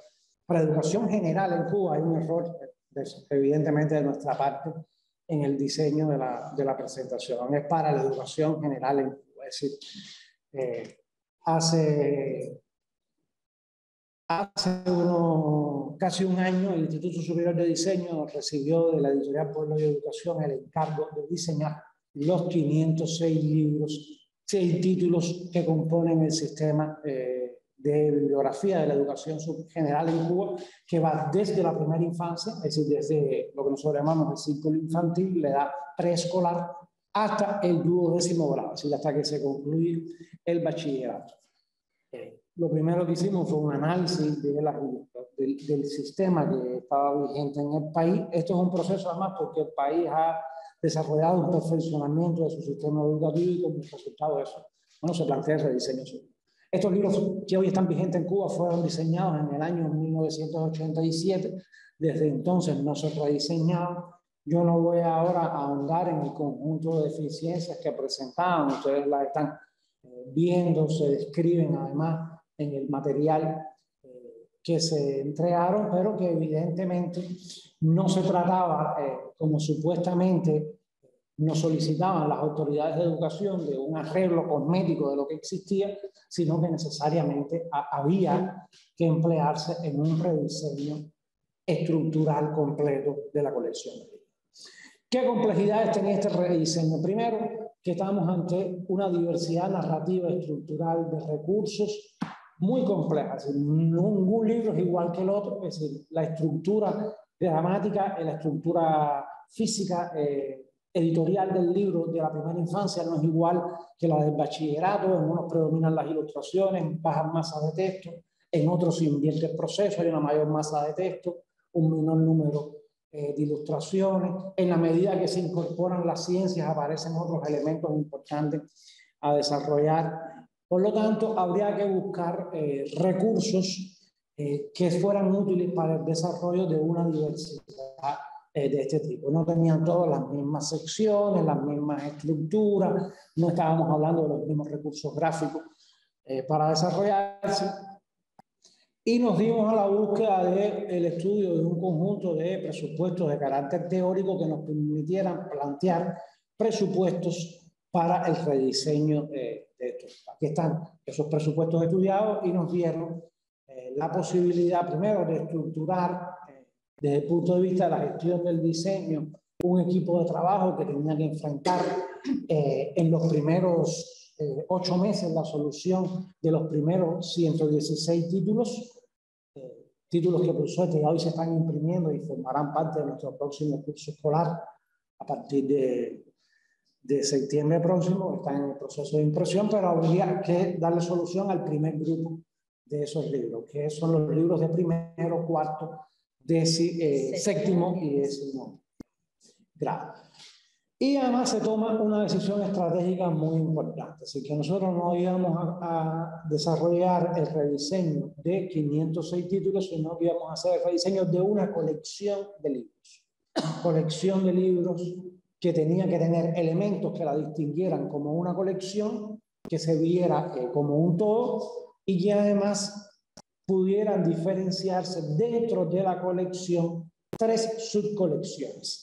La primaria, la secundaria y el preuniversitario. Porque en este momento inicial no habíamos recibido el encargo de la primera infancia. Eso ahora es que lo estamos pensando y rediseñando. Y esa primera subcolección, además de primaria, se dividía en los 2 ciclos que tiene la educación primaria en Cuba, uno de primero, segundo y tercer grado y otro de cuarto, quinto y sexto grado. Por lo tanto, todos los materiales que se generaran, ya fueran cuadernos de trabajo, los libros de texto o los materiales para el docente, tendrían que verse todos como una colección y a su vez diferenciarse como 3 subcolecciones diferentes. ¿Cuáles eran esos presupuestos? ¿Cuáles eran esos recursos? ¿Con qué elementos de diseño íbamos a trabajar para poder unificar y a la vez diferenciar? Le doy la palabra a la colega. Bien, buenas tardes. Y bueno, teniendo en cuenta todo lo que habíamos mencionado antes y la envergadura de lo que nos estamos enfrentando, bueno, hicimos todo un estudio de los portadores de función, es decir, ver qué llevaban la cubierta, cuál era el contenido de los lomos, contracubiertas, portadillas y todas las características que tenían estos materiales docentes a los que nos íbamos a enfrentar. Estamos hablando, como les decía, de libros de texto para los estudiantes, de cuadernos de trabajo para los estudiantes que tienen otras características, de materiales para los profes, programas de asignatura y planes metodológicos de los profesores que tienen otras características, cuadernos de mapa y así un grupo importante de requerimientos de cada uno de los títulos que estábamos abordando. Entonces, para esto se hizo un estudio de los recursos de diseño con los que contamos, de forma, tipografía, color, texturas visuales, en fin. Y decidimos en un primer momento desarrollar con las formas básicas, utilizar las formas básicas para agrupar, para desarrollar la colección completa y entonces separar las subcolecciones por el círculo asociado a la ternura, la protección para el tema primaria, es decir, desde primer grado hasta sexto.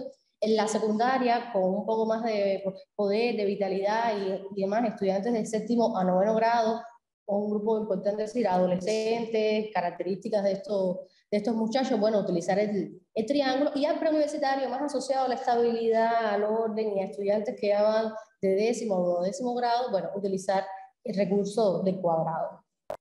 Para esto utilizamos una tipografía para el cuerpo de texto de toda la colección, que fue la Frutier, por su amplia, por su buen rendimiento, por su buena legibilidad y demás, y además por la gran variedad, disculpen, la gran variedad de posibilidades y de variantes, disculpen, que tiene, es decir, para los diferentes tratamientos, tanto en pequeños puntajes como en grandes puntajes. Además, tiene muchas variantes de peso, de amplitud, y eso iba a ser muy útil para lograr todas las jerarquías y desarrollar todos los elementos que necesitamos dentro de los cuerpos de texto.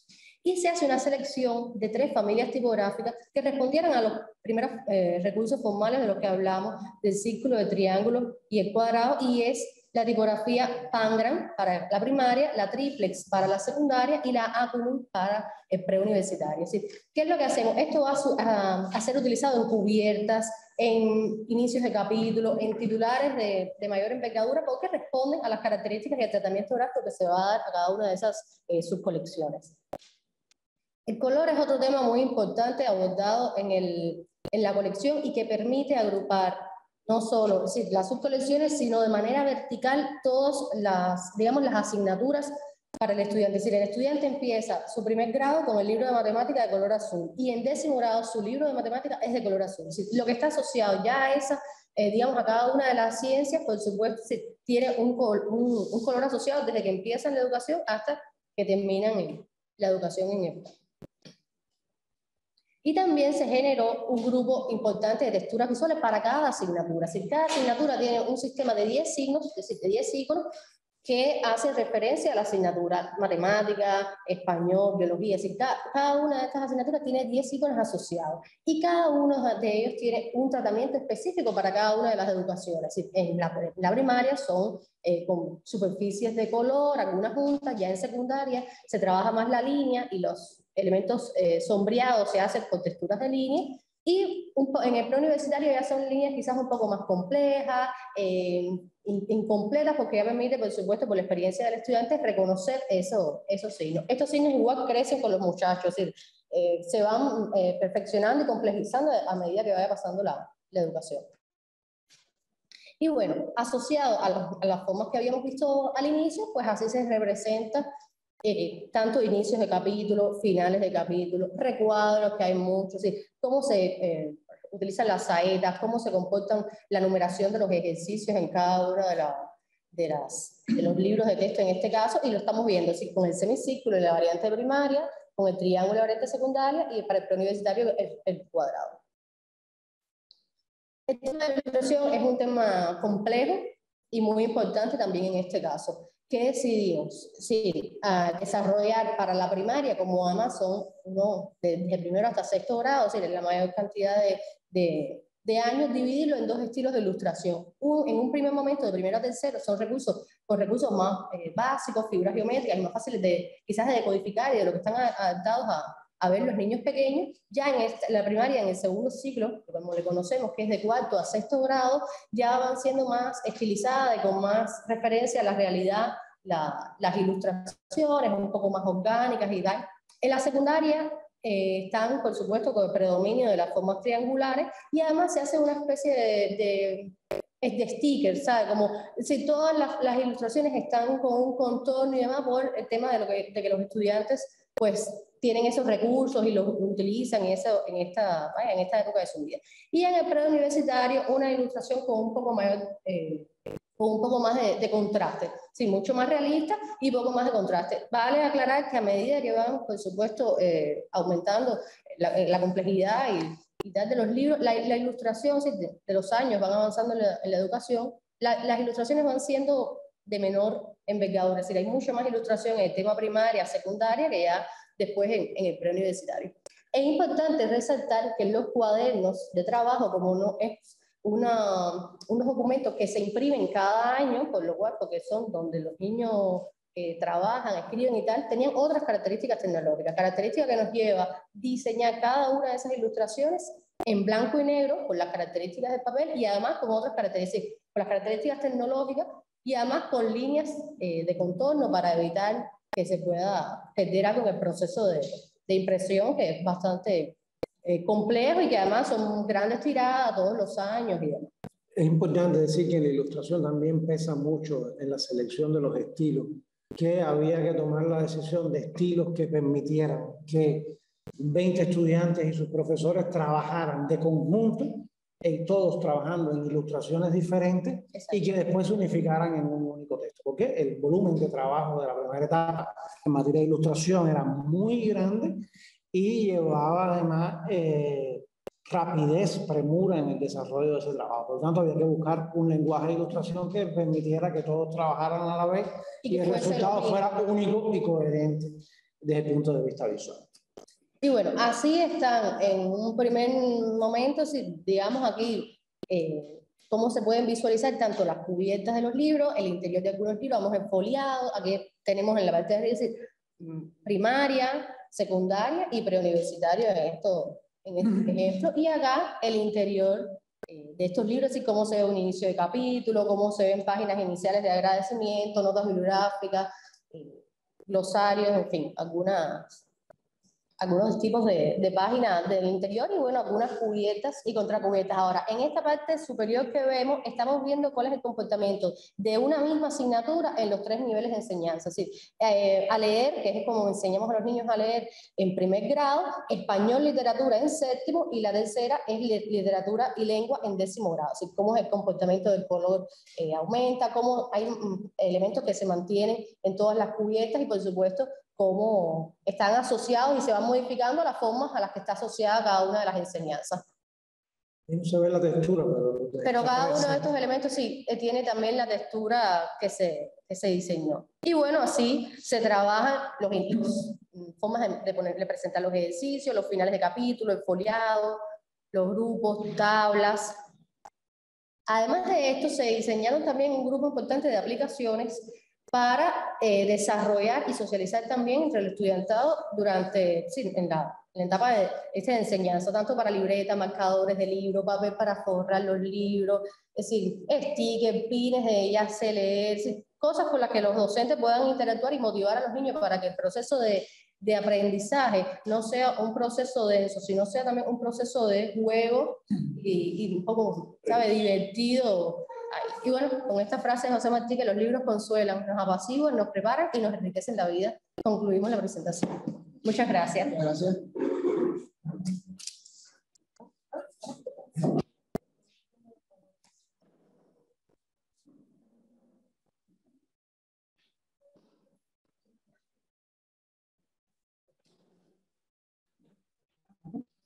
Y ahora corresponde a Bejerano, ¿no? que está conectado.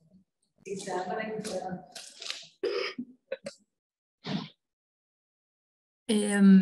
¿Continuaría la presentación de Raúl Bejarano? Sí, Raúl está conectado, espero que nos esté escuchando. Él ya hizo una pequeña introducción, no sé si tendrá una presentación o quiere continuar así, a viva voz. No sé, Raúl, si nos escuchás. Sí, los escucho, los escucho. Estoy tratando de ver si puedo subir la presentación. Si me genera dificultad, la explico. Buenísimo, tampoco es obligación, si la conexión no te lo permite, no pasa nada, Raúl. Estoy, un momentito. ¿Cómo no? Quería preguntar si entre entre los invitados y las personas que están dentro de esta sala se encuentra Félix Cardona Olaya. Yo creo que no lo vi. Es uno de los expositores junto con Gastón Giraud que luego estarán cerrando esta comisión con sus presentaciones, pero me parece que Félix no se pudo conectar. A veces suelen conectarse con nombres que no son los mismos que tienen, entonces por esa razón quería confirmar. Bueno, muy bien, estamos esperándote, Raúl. Ya casi. Ya casi, muy bien. Ahora tiene que dar aquí, ¿no? Pero no la veo. Esa me... Voy a cerrar aquí si quieres. Buenísimo. ¿Cómo voy cambiando esto? Bueno, no sé si se ve, Daniela. Sí, se ve perfecto. Sí se ve. Okay. Muy bien. Ok, perfecto. Entonces, bueno, mi presentación no va a ser tan extensa.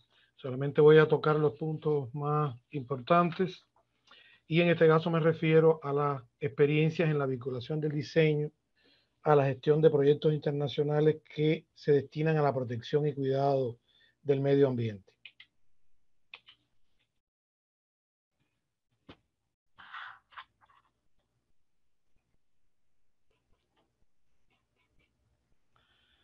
Como antecedente de esta investigación, en primer lugar, tenemos el interés del Ministerio de Educación Superior y del IFI de incrementar la participación en los proyectos internacionales que de una forma u otra estaban presentes en el territorio nacional, en Cuba, y por tanto la necesidad de aprovechar estos fondos para este trabajo.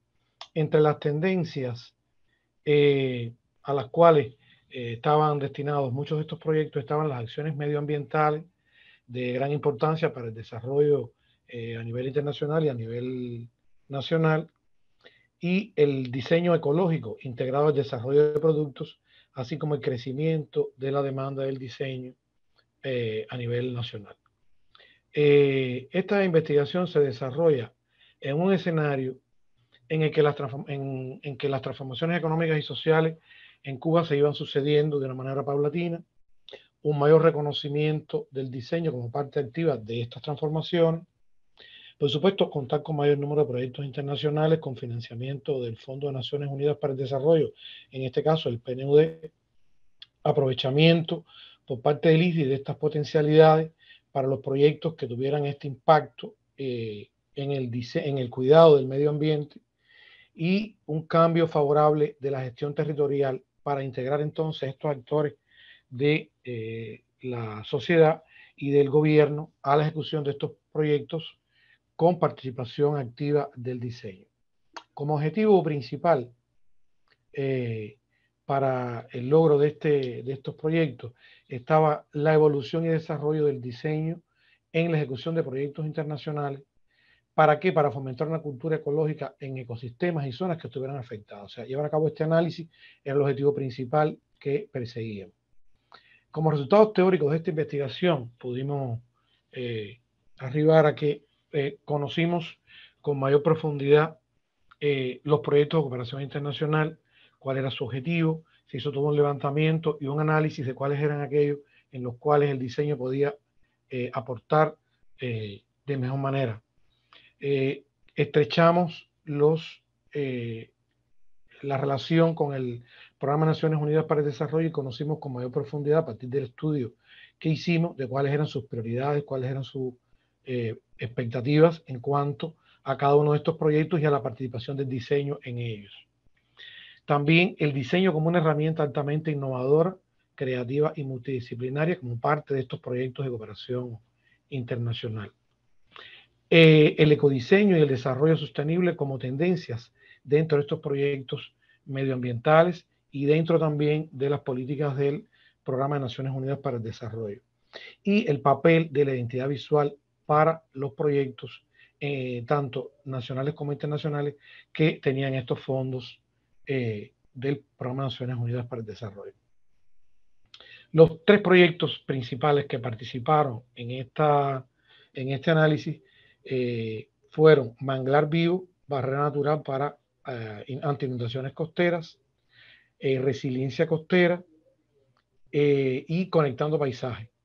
En el caso de, bueno, lo que les presentaba aquí son básicamente el resultado principal, que es el logotipo, por decirle de alguna manera, principal con el que se promovieron estos proyectos y con el que nacieron los proyectos desde un inicio y que ha servido para todas las campañas y todos los eventos en los que los tres proyectos se han desarrollado, que por supuesto contaron con un manual de identidad visual completamente preparado para los mismos. En el caso de Conectando Paisajes, lo que propone es un cambio de paradigma en la conservación de la biodiversidad y la gestión de áreas protegidas en Cuba.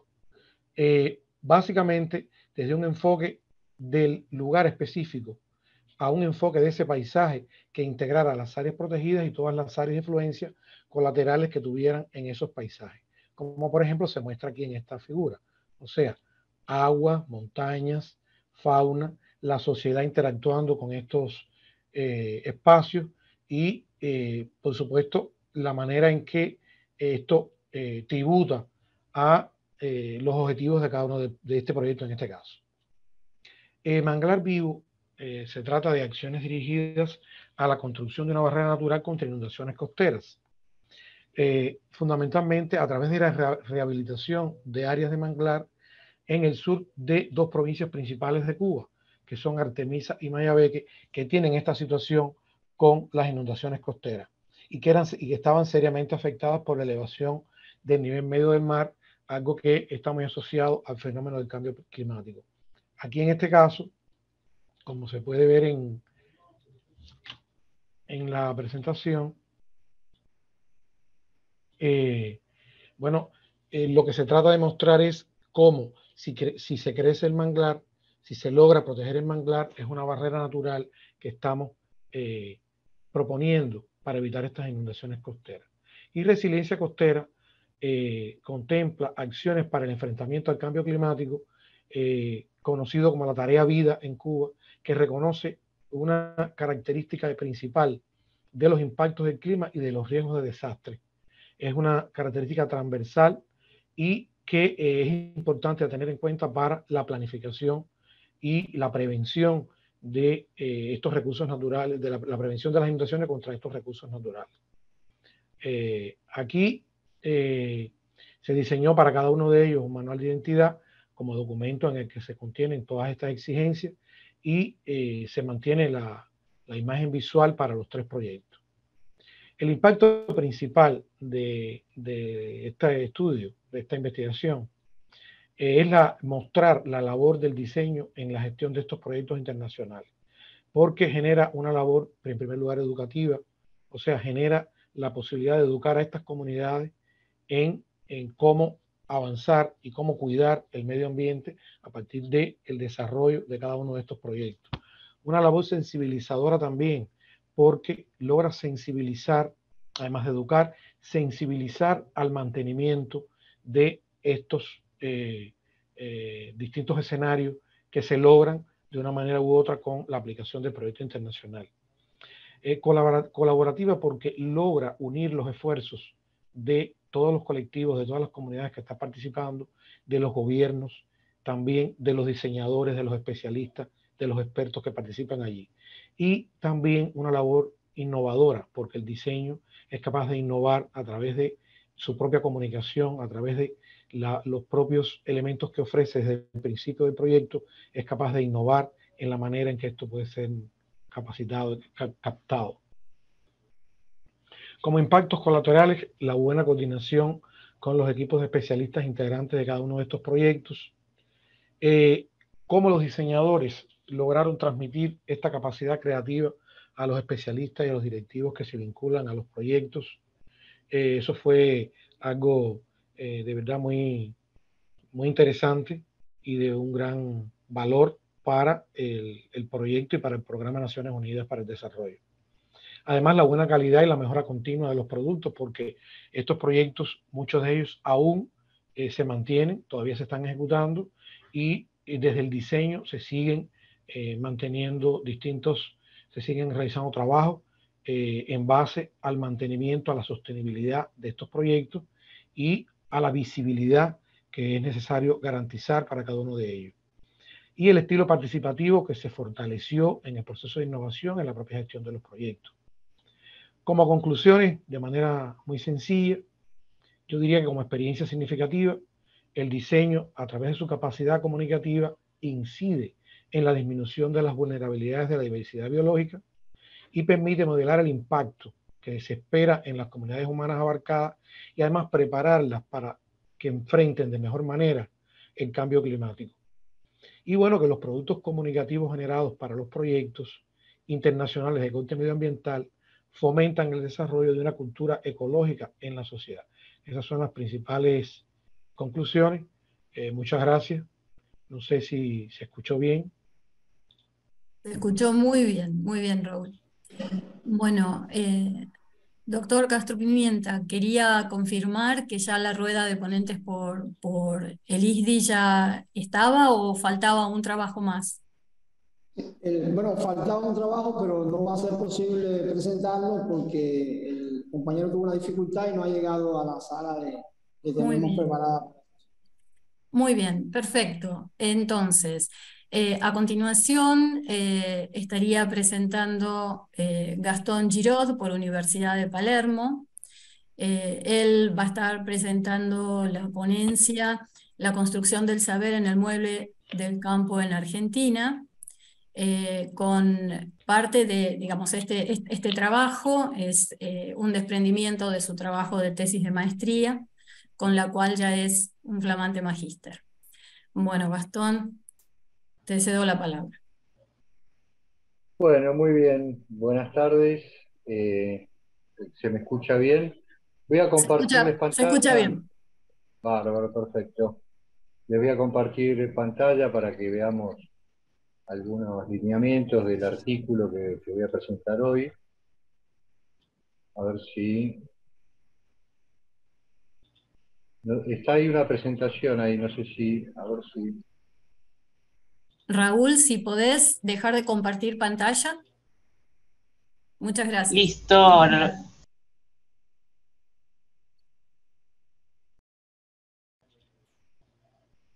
Ahí está.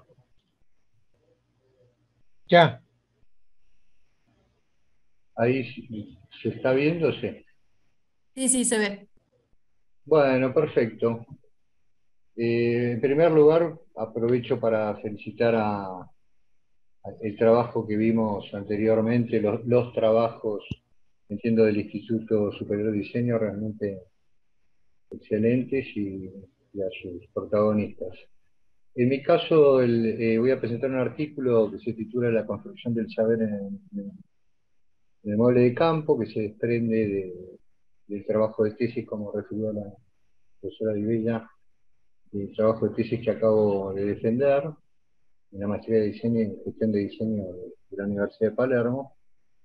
Y este trabajo analiza aspectos vinculados a los saberes conceptuales y orales que están presentes en la construcción de la silla de campo digamos que es el objeto de estudio, a partir de 4 casos de estudio que son la silla criolla, la silla matera, la silla junco y la silla misionera o pulpera, que son tipologías típicas, digamos, del entorno rural y específicamente de Argentina y de la provincia de Buenos Aires.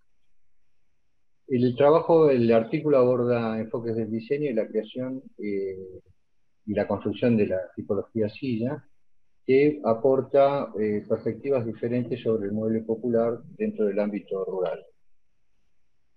Entonces, con base en el diseño de muebles, en la práctica del diseño, se estructura el trabajo a partir de 3 ejes que refieren al conocimiento y la construcción del saber, que se constituyen a partir de hechos sociales y políticos que promueven la difusión del saber en el mundo del mueble y que tienen origen en sucesivas migraciones a lo largo de la historia del mueble y de la silla de campo en particular. El segundo refiere al discurso de diseño y su institucionalización.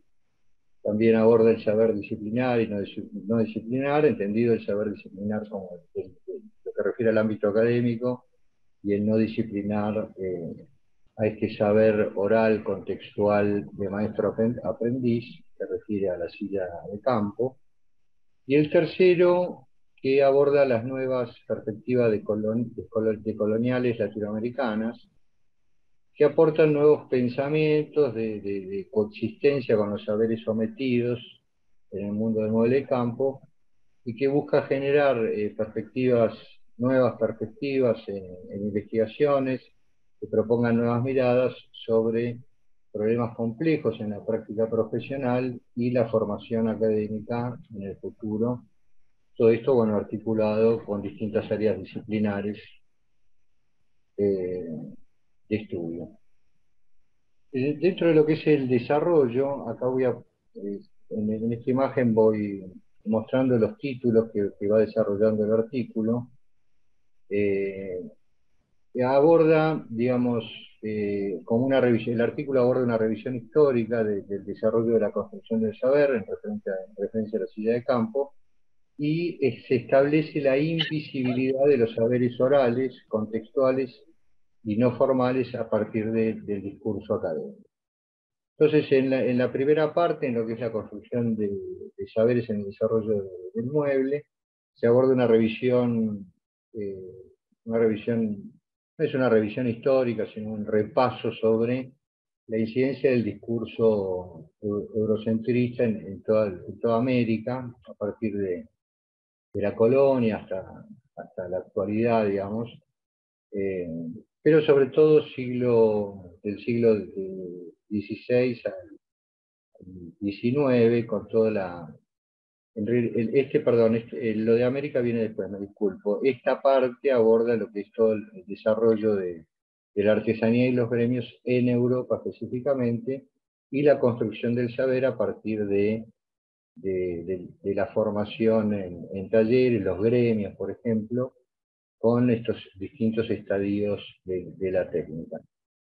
En el segundo título, en los antecedentes latinoamericanos de la silla de campo, y sí se aborda el discurso eurocentrista, cómo llega a América, tanto del norte, Centroamérica y sur, a partir de estas migraciones que van sucediendo, y cómo se va formalizando este discurso a partir de los estilos, sobre todo, Renacimiento, Barroco, Rococó y Neoclasicismo, con más incidencia, y la aparición de los catálogos, que también como fuente de información que fue incluyendo los distintos artesanos, y la yuxtaposición que se genera con estas culturas, ¿no? Posteriormente, en el título en el mueble de campo en Argentina, ya se aborda específicamente el entorno donde la silla se desarrolla, que es la casa de campo, donde se evidencian como 2 áreas significativas. Una es la formación de la estancia, también como centro de producción desde lo social, y la casa del campesino, del peón, con sus representaciones de mueble de campo. Ahí también se evidenció dentro de los mismos establecimientos de las estancias, también áreas de los trabajadores, donde se expresa con claridad un mueble de estilo vinculado al patrón y un mueble más funcional, más rústico, más práctico, vinculado al trabajador o al peón o al campesino. Por último, en este título se aborda la contemporaneidad de la silla de campo a partir del análisis de las estancias actuales en un marco geográfico específico, que es San Antonio de Areco, y cómo aparecen estas tipologías en la actualidad, y curiosamente están más relacionadas con el mueble del peón, este mueble práctico, sencillo y funcional, que con los muebles de estilo.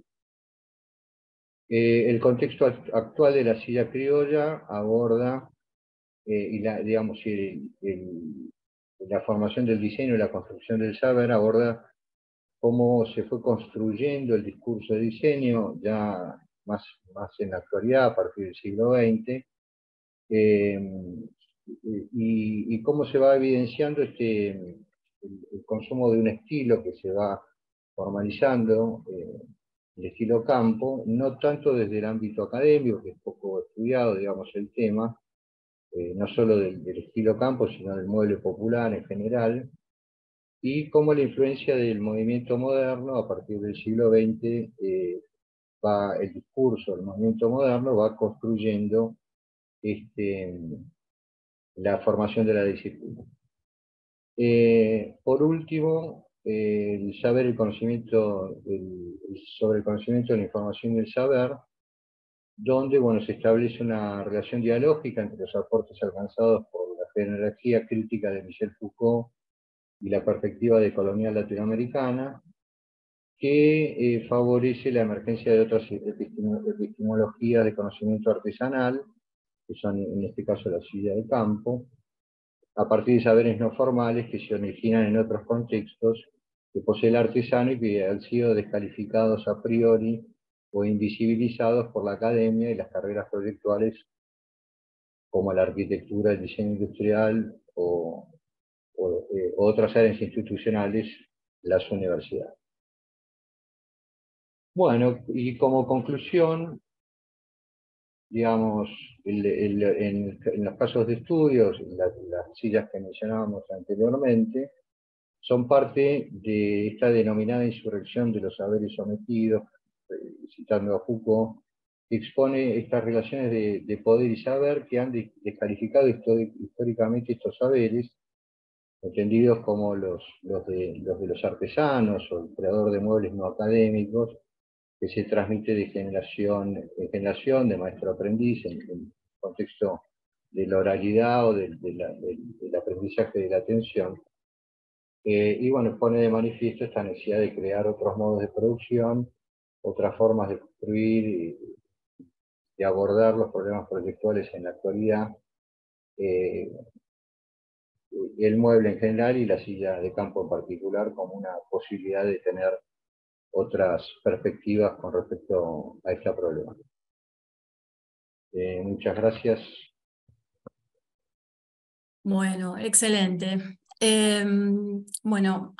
Antes de continuar con unos minutitos para poder debatir o hacer algunas preguntas, quería agradecer profundamente a todo el equipo del ISDI y de la Universidad de La Habana, en la figura del doctor Orestes Castro Pimienta y todo su equipo de investigadores, también a los investigadores invitados por Universidad de Palermo. Estamos muy orgullosos del cuaderno 184, este proyecto colaborativo iniciado y desarrollado a través de la incubadora de investigación en diseño, y los invitamos a consultar dentro de publicaciones.edu en la página de la facultad, a donde van a tener disponible el cuaderno en formato PDF, en formato HTML y en formato OJS. Bueno, muy bien. Tenemos unos minutitos, aproximadamente unos 10 minutos, para quienes quieran hacer preguntas. Hay mucho material como para consultarnos unos a otros, así que abro este momentito para que el que quiera participar pueda dejar su pregunta en el chat, que la transmitimos a los equipos.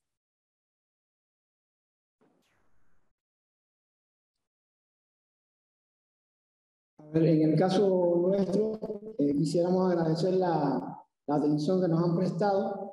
Realmente hemos consumido el tiempo que nos habían facilitado la conexión.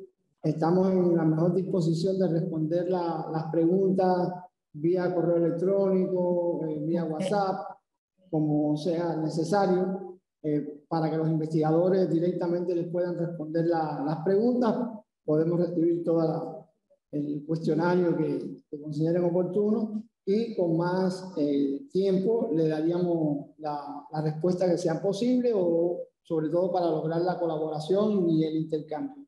Agradecerles el tiempo que nos han dispensado. También queríamos agradecer al Centro de Investigaciones Psicológicas y Sociológicas, que nos facilitó su aula especializada para poder hacer este intercambio vía Zoom. Y nada, eso creo que ha sido muy favorable, y el hecho de que los investigadores se hayan movilizado para acá y hayan querido presentar sus trabajos, y obviamente queremos mantener la colaboración con la Universidad de Palermo. Muchas gracias. Sí, será. Bueno, estamos muy, pero muy orgullosos de esta colaboración, del producto generado, del profesionalismo, de los trabajos, de los sólidos que son, digamos, en cada una de las incumbencias que han investigado, y bueno, y por todo este gran esfuerzo que han hecho, ¿no?, para poder estar junto con nosotros en esta presentación en el día de hoy. Bueno, no sé si nuevamente estas preguntas son de carácter informal, simplemente como para poder ir cerrando esta comisión. Saben que estamos durante toda esta semana, hasta el día viernes, en distintos horarios, desde las 10 de la mañana, cerrando a las 20 horas, todos los días, con 5 horarios de comisiones diferentes, así que los invito a que todos se puedan sumar a las diferentes comisiones, en donde se van presentando los resultados de la investigación de las distintas líneas de investigación. Bueno, no sé, dentro de los que están escuchando, de los participantes que están escuchando, no sé si tienen alguna pregunta, o alguna consulta, o alguna sugerencia.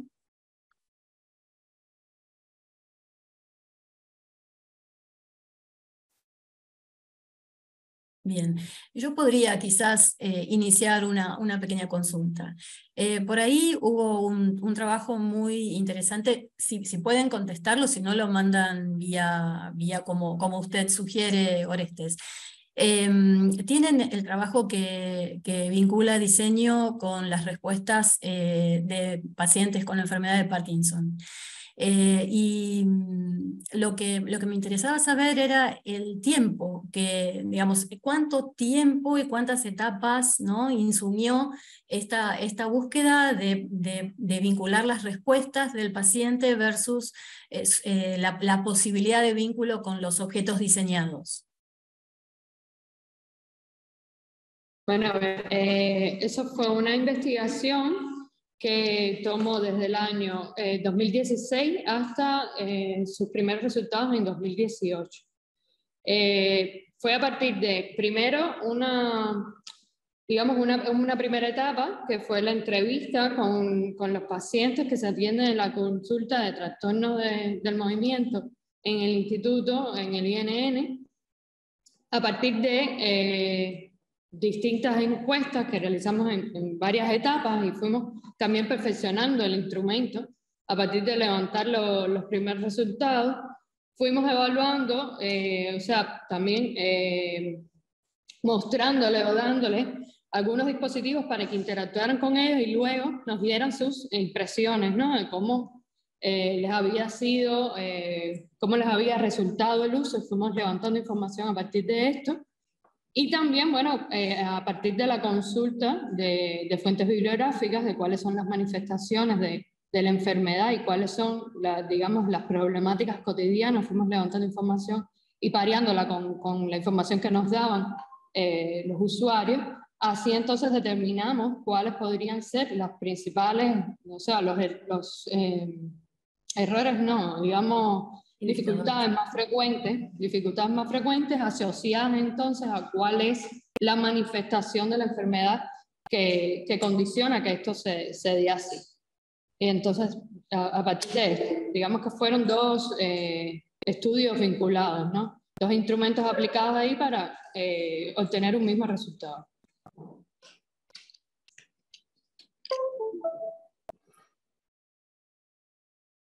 Un súper trabajo, decía. ¿Y ahí se prevé alguna etapa posterior, digamos, de esta investigación, una segunda, una tercera? A ver, ahora mismo el dispositivo, como ya pudieron ver, se encuentra implementado, ¿no? Construido, y ya está en la fase, digamos, de empleo, de prueba con los usuarios. Esto, por supuesto, es una investigación que está en curso y que sus resultados no se han publicado, pero que prontamente se publicará. Bueno, muy bueno. Bueno, saben que estas comisiones duran alrededor de 110 minutos. Por mi parte, yo tengo que abandonar la comisión porque próximamente ya inicio la siguiente y tengo que vincularme con los académicos de la Universidad de Chile, con las que compartimos un proyecto de investigación colaborativo, también incubado por la flamante incubadora de proyectos de investigación. Así que bueno, no queda más que felicitarlos a todos los investigadores y agradecerles por todo este esfuerzo y por su presencia y por haber compartido este momento de la comisión. No sé si quieren agradecer o agregar o compartir. Bueno, compartimos el agradecimiento y el deseo de seguir colaborando y participando conjuntamente el ISDI, es decir, el Instituto Superior de Diseño de la Universidad de La Habana, con la Facultad de Diseño y Comunicación de la Universidad de Palermo. Entonces, hasta un próximo encuentro y un próximo proyecto conjunto. Gracias. Seguiremos vinculados, seguiremos. Bueno, un gustazo a todos y nos estamos viendo. A todos los que están presentes los invito a continuar en las siguientes comisiones.